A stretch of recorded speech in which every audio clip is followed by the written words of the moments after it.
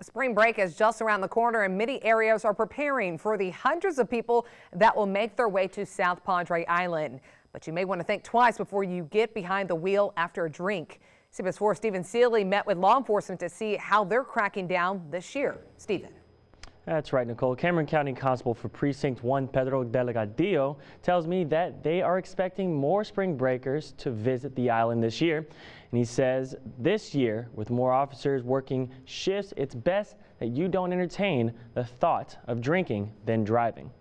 The Cameron County Precinct 1 Constable, Pedro Delgadillo, has zero tolerance policy on drinking and driving. If we stop somebody and he's intoxicated, he's going to go in.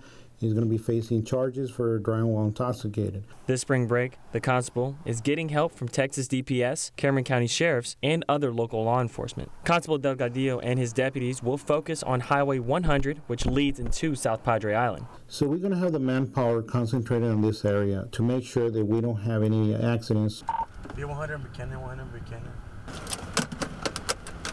Chief Deputy Saul Salceda patrols Highway 100 daily and knows how to spot someone who's been drinking.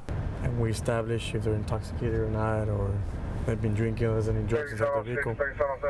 Chief Deputy Salceda tells me that on any given day during spring break, just here on Highway 100, that he and the rest of the constable's office will make around 17 traffic stops, and that many of those will lead to arrests. When we get spring breakers, they just want to have fun. They have fun before they arrive here, so they start drinking before.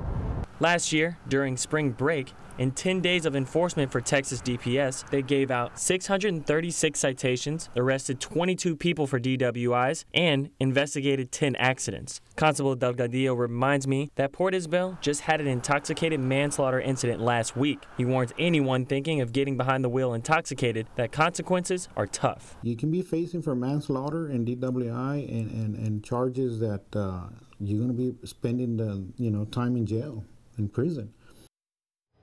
Chief Deputy Salceda tells me that he will be enforcing DWIs as he was a victim of a drinking then driving accident while patrolling. In the studio with complete Valley coverage, Stephen Seeley, CBS 4 Valley Tonight.